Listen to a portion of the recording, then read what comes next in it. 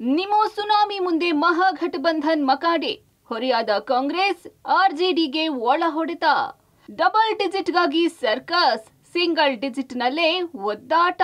ಬಿಹಾರ ವಿಧಾನಸಭಾ ಚುನಾವಣೆ 2025ರ ಸ್ಪಷ್ಟ ಫಲಿತಾಂಶ ಹೊರಬಿದ್ದಿದೆ. ಬಿಹಾರದ ಬಾಸ್ ಯಾರಾಗ್ತಾರೆ ಅನ್ನೋ ಕುತೂಹಲಕ್ಕೆ ತೆರೆ ಬಿದ್ದಿದೆ. ಅಮಿತ್ ಶಾ ಭವಿಷ್ಯದಂತೆ ಎನ್ಡಿಎ ಬುದ್ಧ ನಡೆದಾಡಿದ ನಾಡಿನಲ್ಲಿ ಪ್ರಚಂಡ ಗೆಲುವು ಸಾಧಿಸಿದೆ. ಎಕ್ಸಿಟ್ ಪೋಲ್ ಕೊಟ್ಟ ಫಲಿತಾಂಶದಂತೆ ಬಿಜೆಪಿ ಜೆಡಿಯು ನೇತೃತ್ವದ ಎನ್ಡಿಎ ಮೈತ್ರಿಕೂಟ ನಿರಾಯಾಸವಾಗಿ ಅಧಿಕಾರವನ್ನು ಉಳಿಸಿಕೊಂಡಿದೆ. ಇತ್ತ 10ನೇ ಬಾರಿಗೆ ನಿತೀಶ್ ಕುಮಾರ್ ಸಿಎಂ ಆಗ್ತಾರಾ ಅನ್ನೋದು ಕಾದು ನೋಡಬೇಕಿದೆ. ನಿತೀಶ್ ಕುಮಾರ್ ಮೋದಿ ಬಿರುಗಾಳಿ, ಸುನಾಮಿ ಮುಂದೆ ಮಹಾಗಠಬಂಧನ್ ಧೂಳಿಪಟುವಾಗಿದೆ. ನಿಮೋ ಅಬ್ಬರದ ಮುಂದೆ ಎಂಜಿಬಿ ಮಕಾಡೆ ಮಲಗಿದೆ. ಅದರಲ್ಲೂ ಪ್ರಮುಖವಾಗಿ ಕಾಂಗ್ರೆಸ್ಸಿನ ನಿರಾಶಾದಾಯಕ ಪ್ರದರ್ಶನ ಬಿಹಾರದಲ್ಲೂ ಮುಂದುವರೆದಿದೆ. 2 ಅಂಕಿ ದಾಟದೆ 1 ಅಂಕಿಯಲ್ಲಿ ಕಾಂಗ್ರೆಸ್ ಒದ್ದಾಡಿದೆ.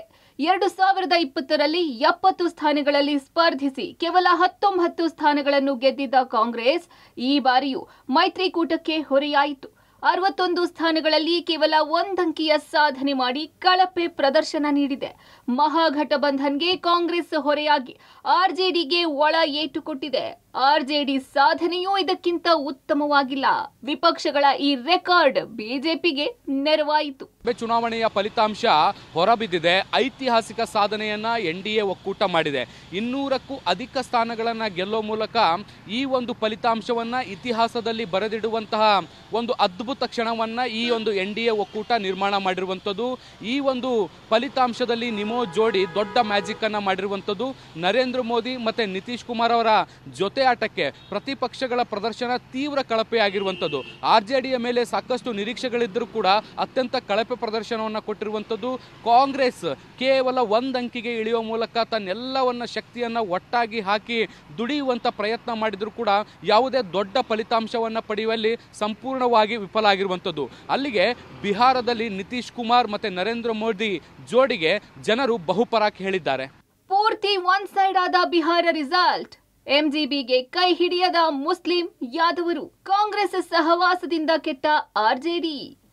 ಎಸ್, ಬಿಹಾರದಲ್ಲಿ ಮಹಾಗಠಬಂಧನ್ ಪಾತಾಳಕ್ಕೆ ಕುಸಿದಿದೆ. ಮಹಾಗಠಬಂಧನ್ ಈ ಬಾರಿ ಭಾರಿ ಹಿನ್ನಡೆ ಅನುಭವಿಸಿದೆ. 2020ರ ಚುನಾವಣೆಯಲ್ಲಿ 114 ಕ್ಷೇತ್ರಗಳಲ್ಲಿ ಜಯಿಸಿದ್ದ ಮೈತ್ರಿ ಈ ಸಲ ಸರ್ವಪತನವಾಗಿದೆ. ಕಳೆದ ಬಾರಿಗೆ ಹೋಲಿಸಿದ್ರೆ ಈ ಬಾರಿ ಮಹಾಗಠಬಂಧನ್ಗೆ ಭಾರಿ ಹಿನ್ನಡೆ, ಮುಖಭಂಗ ಆಗಿದೆ. ಈ ಬಾರಿಯ ಬಿಹಾರ ಚುನಾವಣಾ ಫಲಿತಾಂಶ ಸಂಪೂರ್ಣ ಒನ್ ಸೈಡೆಡ್ ರಿಸಲ್ಟ್ ಬಂದಿದೆ. ಅಂದಹಾಗೆ ಬಿಹಾರದಲ್ಲಿ ಆರ್ಜೆಡಿ ಪಕ್ಷದ ಪ್ರಮುಖ ವೋಟ್ ಬ್ಯಾಂಕ್ ಅಂದ್ರೆ ಮುಸ್ಲಿಂ ಮತ್ತು ಯಾದವರು. ಆದ್ರೆ ಈ ಬಾರಿ ಈ ಎರಡೂ ಸಮುದಾಯಗಳು ಆರ್ಜೆಡಿಯನ್ನು ಕೈ ಹಿಡಿಯಲಿಲ್ಲ. ಮುಸ್ಲಿಂ ಬಾಹುಳ್ಯ ಇರುವ ಕ್ಷೇತ್ರಗಳಲ್ಲೇ ಆರ್ಜೆಡಿ ಕಾಂಗ್ರೆಸ್ ಮುಖಭಂಗ ಅನುಭವಿಸಿವೆ. ಬಿಹಾರದಲ್ಲಿ 87 ವಿಧಾನಸಭಾ ಕ್ಷೇತ್ರದಲ್ಲಿ 25% ಮುಸ್ಲಿಂ ಸಮುದಾಯದ ಮತಗಳಿವೆ. ಈ ಕ್ಷೇತ್ರಗಳಲ್ಲಿ ಮುಸ್ಲಿಂ ಸಮುದಾಯದ ಮತಗಳೇ ಯಾವುದೇ ಪಕ್ಷಕ್ಕಾಗಲಿ ಗೆಲುವಿಗೆ ನಿರ್ಣಾಯಕ. ಆದರೆ ಈ ಬಾರಿ ಮುಸ್ಲಿಂ ಸಮುದಾಯದ ಮತಗಳು ಕೂಡ ಆರ್ಜೆಡಿ ಕೈ ಹಿಡಿದಿಲ್ಲ. ಇನ್ನು ಆರ್ಜೆಡಿ ಪಕ್ಷ ಹೆಚ್ಚಿನ ಸಂಖ್ಯೆಯಲ್ಲಿ ಮುಸ್ಲಿಂ ಅಭ್ಯರ್ಥಿಗಳಿಗೆ ಟಿಕೆಟ್ ನೀಡಿರಲಿಲ್ಲ. ಮುಸ್ಲಿಂ ಸಮುದಾಯದ ಹಿತಾಸಕ್ತಿ ರಕ್ಷಣೆ ಮಾಡುವಂತಹ ಕ್ರಮಗಳನ್ನು ತೇಜಸ್ವಿ ಯಾದವ್ ಕೈಗೊಂಡಿರಲಿಲ್ಲ. ಹೀಗಾಗಿ ಈ ಬಾರಿ ಮುಸ್ಲಿಂ ಸಮುದಾಯ ಆರ್ಜೆಡಿಯನ್ನು ಈ ಹಿಂದಿನಂತೆ ಪ್ರಬಲವಾಗಿ ಬೆಂಬಲಿಸಿಲ್ಲ. ಇದು ಕೂಡ ಆರ್ಜೆಡಿ ಹಾಗೂ ಮಹಾಗಠಬಂಧನ್ಗೆ ಹಿನ್ನಡೆಗೆ ಕಾರಣವಾಗಿದೆ. ಬಿಹಾರ ವಿಧಾನಸಭೆ ಚುನಾವಣೆಯಲ್ಲಿ ಆರ್ಜೆಡಿ ಮತ್ತೆ ಕಾಂಗ್ರೆಸ್ ಅತ್ಯಂತ ಕಳಪೆ ಪ್ರದರ್ಶನವನ್ನ ಈ ಬಾರಿ ಕೊಟ್ಟಿದೆ. ಈ ಬಾರಿ ಬಹಳ ಮುಖ್ಯವಾಗಿ ತನ್ನ ವೋಟ್ ಬ್ಯಾಂಕ್ ಆದಂಥ ಮುಸ್ಲಿಂ ಮತ್ತು ಯಾದವನ್ನ ಆರ್ಜೆಡಿ ಬಹಳಷ್ಟು ನಂಬಿಕೊಂಡಿತ್ತು. ಅದನ್ನೇ ಪರಿಗಣಿಸಿ ದೊಡ್ಡ ಪ್ರಮಾಣದ ಪ್ರಚಾರವನ್ನು ಕೂಡ ಮಾಡುವಂಥ ಕೆಲಸವನ್ನು ಮಾಡಿತ್ತು. ಆದರೆ ಈ ಬಾರಿಯ ಚುನಾವಣೆಯಲ್ಲಿ ಯಾದವರು, ಮುಸ್ಲಿಮರು ಕಾಂಗ್ರೆಸ್ ಮತ್ತು ಆರ್ಜೆಡಿಯನ್ನು ಕೈಬಿಟ್ಟಂತೆ ಕಾಣಿಸ್ತಾ ಇರುವಂಥದ್ದು. ಬಹುತೇಕ ಮುಸ್ಲಿಂ ಬಾವೆಯುಳ್ಳಂತಹ ಪ್ರದೇಶಗಳಲ್ಲೂ ಕೂಡ ಆರ್ಜೆಡಿ ಮತ್ತು ಕಾಂಗ್ರೆಸ್ಗೆ ಹಿನ್ನಡೆ ಆಗಿರುವಂಥದ್ದು. ಬಹಳಷ್ಟು ಪ್ರದೇಶಗಳಲ್ಲಿ ಅಂದರೆ ಆರ್ಜೆಡಿ ಮತ್ತು ಮುಸ್ಲಿಂ ಇವೆರಡೂ ಕಾಂಬಿನೇಷನ್ ಸೇರಿದರೆ 36% ಒಂದು ಮತ ಪ್ರಮಾಣ ಆಗುತ್ತೆ. ಸೊ ಇದಕ್ಕೆ ಇತರೆ ಮತಗಳು ಸೇರಿದರೆ ದೊಡ್ಡ ಫಲಿತಾಂಶವನ್ನು ನಾವು ನಿರೀಕ್ಷೆ ಮಾಡಬಹುದು ಅನ್ನುವಂಥ ಲೆಕ್ಕಾಚಾರವನ್ನ ಆರ್ಜೆಡಿ ಮಾಡಿತ್ತು. ಆದರೆ ಆ ಎಲ್ಲ ಮತಗಳು ಕೂಡ ಬೇರೆಡೆಗೆ ಶಿಫ್ಟ್ ಆಗಿರುವಂಥ ಸಾಧ್ಯತೆಗಳು ಕೂಡ ಕಂಡು ಬರ್ತಾ ಇರುವಂಥದ್ದು. ಇನ್ನು ಕಾಂಗ್ರೆಸ್ನ ವಿಚಾರಕ್ಕೆ ಬಂದಂಥ ಸಂದರ್ಭದಲ್ಲಿ ಮುಸ್ಲಿಮರು ಅತಿ ಹೆಚ್ಚು ಇರುವಂತಹ ಪ್ರದೇಶದಲ್ಲಿ ಒಂದಿಷ್ಟು ಹೆಚ್ಚು ಸ್ಥಾನಗಳನ್ನು ಗೆಲ್ಲುವಂಥ ನಿರೀಕ್ಷೆಯನ್ನು ಮಾಡಿತ್ತು. ಆದರೆ ಅಸಾವುದ್ದೀನ್ ಓವೈಸಿಯ ಪಕ್ಷ ಇಲ್ಲಿ ಸ್ಪರ್ಧೆ ಮಾಡಿದಂಥ ಹಿನ್ನೆಲೆಯಲ್ಲಿ ಇಲ್ಲಿ ಕಾಂಗ್ರೆಸ್ ತೀವ್ರ ಹಿನ್ನಡೆಯನ್ನು ಅನುಭವಿಸಬೇಕಾದಂತಹ ಅನಿವಾರ್ಯತೆ ಸೃಷ್ಟಿಯಾಯಿತು. ಎಂಜಿಬಿ ಗ್ಯಾರಂಟಿಗೆ ಮಣೆ ಹಾಕದ ಮತದಾರ, ಸೀಟು ಗೊಂದಲ, ಮಹಾಗಠಬಂಧನ್ಗೆ ಆಘಾತ. ಆರ್ಜೆಡಿ ಕಾಂಗ್ರೆಸ್ ಫ್ರೆಂಡ್ಲಿ ಫೈಟ್ ಕೂಡ ಲಾಸ್. ಮಹಾಗಠಬಂಧನ ಏನೆಲ್ಲ ಸರ್ಕಸ್ ಮಾಡಿ ಮತದಾರರ ಮನಸ್ಸು ಗೆಲ್ಲಲು ಪ್ರಯತ್ನ ಮಾಡಿದ್ರೂ ಅದು ಫಲ ನೀಡಲೇ ಇಲ್ಲ. ಎಂಜಿಬಿ ಗ್ಯಾರಂಟಿಗಳಿಗೆ ಬಿಹಾರ ಮತದಾರ ಮಣೆ ಹಾಕಲೇ ಇಲ್ಲ. ಈ ಮಧ್ಯೆ ಮಹಾಗಠಬಂಧನ್ನಲ್ಲಿ ಕೊನೆಯ ಕ್ಷಣದವರೆಗೂ ಗೊಂದಲಗಳು ನಿವಾರಣೆ ಆಗಲೇ ಇಲ್ಲ. ಆರಂಭದಲ್ಲಿ ಸೀಟು ಹಂಚಿಕೆಗೆ ಆರ್ಜೆಡಿ ಕಾಂಗ್ರೆಸ್ ಕಚ್ಚಾಡಿದ್ರೆ ಮುಖ್ಯಮಂತ್ರಿ ಅಭ್ಯರ್ಥಿ ಘೋಷಣೆಗೆ ಕಾಂಗ್ರೆಸ್ ಮೀನಾಮೇಷ ಎಣಿಸಿತು. ಇದು ಜನರಲ್ಲೂ ಗೊಂದಲ ಮೂಡಿಸಿತು. ಇದರ ಲಾಭವನ್ನ ಜೇಬಿಗೆ ಇಳಿಸಿಕೊಳ್ಳುವಲ್ಲಿ ಬಿಜೆಪಿ ಯಶಸ್ವಿಯಾಯಿತು. ಏತನ್ಮಧ್ಯೆ ಆರ್ಜೆಡಿ ಕಾಂಗ್ರೆಸ್ ಫ್ರೆಂಡ್ಲಿ ಫೈಟ್ಗೆ ತಕ್ಕ ಬೆಲೆ ತೆರಬೇಕಾಯಿತು. ವಿಧಾನಸಭೆ ಚುನಾವಣೆಯಲ್ಲಿ ಇಂಡಿಯಾ ಒಕ್ಕೂಟದ ನಾಯಕರು ಎಷ್ಟೇ ಸರ್ಕಸ್ ಮಾಡಿದರೂ ಕೂಡ ಅದಕ್ಕೆ ಜನರು ಮಣೆ ಹಾಕುವಂತ ಕೆಲಸವನ್ನ ಮಾಡಲಿಲ್ಲ. ಮುಖ್ಯವಾಗಿ ಮಹತ್ವದ ಒಂದಷ್ಟು ಗ್ಯಾರಂಟಿಗಳನ್ನು ಘೋಷಣೆ ಮಾಡಿದರೂ ಕೂಡ ಅದನ್ನು ಬೆಂಬಲಿಸುವಂತಹ ಪ್ರಯತ್ನವನ್ನು ಕೂಡ ಜನರು ಮಾಡಲಿಲ್ಲ. ಮುಖ್ಯವಾಗಿ ಇಂಡಿಯಾ ಒಕ್ಕೂಟದಲ್ಲಿ ಕಂಡು ಬಂದಂತಹ ಸಮಸ್ಯೆ ಏನು ಅಂದ್ರೆ ಅದು ಒಗ್ಗಟ್ಟಿನ ಸಮಸ್ಯೆ ಆಗಿರುವಂಥದ್ದು. ರಾಹುಲ್ ಗಾಂಧಿ ಮತ್ತೆ ತೇಜಸ್ವಿ ಯಾದವ್ ಇಬ್ಬರು ಕೂಡ ಯುವ ನಾಯಕರಾಗಿದ್ದರೂ ಕೂಡ ಒಂದೇ ಒಂದು ರ್ಯಾಲಿಯನ್ನು ಒಟ್ಟಿಗೆ ಮಾಡಿದ್ದನ್ನು ಹೊರತುಪಡಿಸಿದ್ರೆ ಇವರಿಬ್ಬರ ಒಗ್ಗಟ್ಟು ಎಲ್ಲೂ ಕೂಡ ನೋಡ್ಲಿಕ್ಕೆ ಸಿಗಲಿಲ್ಲ. ಇದ್ರ ಜೊತೆಗೆ ಪ್ರಚಾರ ಅಲ್ಲದೆ ಬೇರೆ ಬೇರೆ ವಿಚಾರದಲ್ಲೂ ಕೂಡ ಸಾಕಷ್ಟು ಮನಸ್ತಾಪಗಳು ಕೂಡ ಇದ್ವು. ಮತ ಅಧಿಕಾರ ಯಾತ್ರೆ ನಡೀತು, ಅದರಲ್ಲೂ ಕೂಡ ಆರ್ಜೆಡಿಯ ಸಂಪೂರ್ಣವಾದಂತಹ ಇನ್ವಾಲ್ವ್ಮೆಂಟ್ಗಳು ಎಲ್ಲೂ ಕೂಡ ಕಾಣಿಸ್ಲಿಲ್ಲ. ಇದ್ರ ಜೊತೆಗೆ ಮುಖ್ಯಮಂತ್ರಿ ಅಭ್ಯರ್ಥಿಯ ಘೋಷಣೆ ವಿಚಾರದಲ್ಲೂ ಕೂಡ ಸಾಕಷ್ಟು ಸಮಸ್ಯೆಗಳಾಗಿತ್ತು. ಕಡೆಯ ಹಂತದವರೆಗೂ ಕೂಡ ತೇಜಸ್ವಿ ಯಾದವ್ ಅವರನ್ನ ಮುಖ್ಯಮಂತ್ರಿಯಾಗಿ ಒಪ್ಕೊಳ್ಳಿಕ್ಕೆ ಎಲ್ಲೂ ಕೂಡ ಕಾಂಗ್ರೆಸ್ ಸಿದ್ಧ ಇರಲಿಲ್ಲ. ಇದೆಲ್ಲವೂ ಕೂಡ ಬಹಿರಂಗವಾಗಿ ಒಂದಷ್ಟು ಮನಸ್ತಾಪಗಳು ನಡೀತಾ ಇದ್ದಂತ ಹಿನ್ನೆಲೆಯಲ್ಲಿ ಇಲ್ಲಿ ಒಗ್ಗಟ್ಟಿನ ಕೊರತೆ ಇರುವಂತಹ ಕಾರಣಕ್ಕೆ ಈ ಬಾರಿ ಮತದಾರರು ಎನ್ಡಿಎ ಕಡೆಗೆ ಮುಖ ಮಾಡಿರುವ ಸಾಧ್ಯತೆಗಳು ಕೂಡ ಉಂಟು. ವರ್ಕೌಟ್ ಆಗದ ರಾಹುಲ್ ಓಟ್ ಚೋರಿ ಆರೋಪ. ಚುನಾವಣಾ ಪ್ರಚಾರದಲ್ಲಿ ಹೆಚ್ಚಾಗಿ ಕಾಣಿಸಿಕೊಳ್ಳದ ರಾಗ, ಯಾದವಿ ಕಲಹ, ಲಾಲು ಫ್ಯಾಮಿಲಿ ದೊಡ್ಡ ಹೊಡೆತ.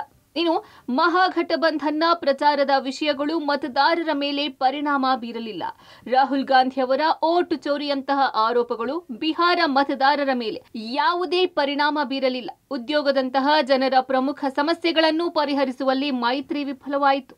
ಇದು ಎನ್ಡಿಎಗೆ ಸಹಕಾರಿಯಾದರೆ ಉದ್ಯೋಗ ಸೃಷ್ಟಿಯ ಬಗ್ಗೆ ಎನ್ಡಿಎ ನೀಡಿದ ಭರವಸೆಗಳನ್ನು ಜನರು ನಂಬಿದರು. ಅದೇ ವಿಪಕ್ಷಗಳ ಆಶ್ವಾಸನೆಗೆ ಸೊಪ್ಪು ಹಾಕಲಿಲ್ಲ. ಇನ್ನು ರಾಹುಲ್ ಗಾಂಧಿ ಓಟ್ ಚೋರಿ ಮೇಲೆಯೇ ಹೆಚ್ಚು ಗಮನ ಕೊಟ್ಟರೆ ಹೊರತು ಚುನಾವಣಾ ಪ್ರಚಾರದಲ್ಲಿ ಹೆಚ್ಚಾಗಿ ಕಾಣಿಸಿಕೊಳ್ಳಲಿಲ್ಲ. ಈ ಮಧ್ಯೆ ಲಾಲು ಯಾದವ್ ಕುಟುಂಬದ ಕಲಹ ಕೂಡ ದೊಡ್ಡ ಹೊಡೆತ ಕೊಟ್ಟಂತೆ ಕಾಣ್ತಿದೆ. ನಿತೀಶ್ ಮೋದಿ ಆರ್ಭಟದ ಮುಂದೆ ಲಾಲು ಲಾಟಿನ್ ಬೆಳಕು ಕತ್ತಲಾಗಿ ಪರಿಣಮಿಸಿದೆ. ಲಾಲು ಹಿರಿಯ ಪುತ್ರ ತೇಜ್ ಪ್ರತಾಪ್ ಯಾದವ್ನನ್ನ ಮನೆಯಿಂದ ಹೊರಗೆ ಹಾಕಿದ್ದು ಕಲಹಕ್ಕೆ ವೇದಿಕೆ ಆಗಿತ್ತು. ಅಹಿರ್ ಯಾದವರಲ್ಲಿ 2 ಪಂಗಡಗಳು, ಕೃಷ್ಣವಂಶಿ, ನಂದವಂಶಿ. ತೇಜ್ ಪ್ರತಾಪ್ ಪ್ರೀತಿಸುತ್ತಿರುವ ಹುಡುಗಿ, ಲಾಲು ಬೇರೆ ಬೇರೆ ಪಂಗಡಗಳು. ಹಾಗಾಗಿ ಆರ್ಜೆಡಿಯ ಮತಗಳ ವಿಭಜನೆ ಆಗಿರೋದ್ರಲ್ಲಿ ಡೌಟ್ ಇಲ್ಲ. ಈ ಚುನಾವಣಾ ಫಲಿತಾಂಶದಲ್ಲಿ ಲಾಲು ಪ್ರಸಾದ್ ಯಾದವ್ ಕುಟುಂಬದ ಕೌಟುಂಬಿಕ ಕಲಹದ ಎಫೆಕ್ಟ್ ಕೂಡ ಆಗಿರುವಂತಹ ಸಾಧ್ಯತೆಗಳಿದಾವೆ. ಲಾಲು ಪ್ರಸಾದ್ ಯಾದವ್ರ ಹಿರಿಯ ಪುತ್ರ ತೇಜ್ ಪ್ರತಾಪ್ ಯಾದವ್ ಪ್ರೀತಿಯ ವಿಚಾರ ಈ ಒಂದು ಚುನಾವಣೆಯ ಫಲಿತಾಂಶದ ಮೇಲೆ ಪರಿಣಾಮ ಬೀರಿರುವಂಥ ಸಾಧ್ಯತೆಗಳಿದ್ದಾವೆ. ಮುಖ್ಯವಾಗಿ ತೇಜ್ ಪ್ರತಾಪ್ ಯಾದವ್ ಪ್ರೀತಿಸಿದಂಥ ಹುಡುಗಿ ಯಾದವರಲ್ಲೇ ಮತ್ತೊಂದು ಪಂಗಡದ ಯುವತಿಯಾಗಿದ್ಲು. ಸೊ ಹೀಗಾಗಿ ಈ ಒಂದು ಒಳಪಂಗಡಗಳ ಸಮಸ್ಯೆ ಏನಿದೆ ಇದು ಯಾದವರ ಮತಗಳನ್ನು ವಿಭಾಗಿಸಿರುವಂಥ ಸಾಧ್ಯತೆಗಳು ಕೂಡ ಇದೆ ಅಂತ ಹೇಳಲಾಗ್ತಾ ಇದೆ. ಸೋಲಿಗೆ ಎಸ್ಐಆರ್ ಆಯೋಗ ಕಾರಣವೆಂದ ಕಾಂಗ್ರೆಸ್. ಎನ್ಡಿಎ ಜಯ ದಾಖಲಿಸುತ್ತಿದ್ದಂತೆ ವೋಟ್ ಚೋರಿ ಆರೋಪ.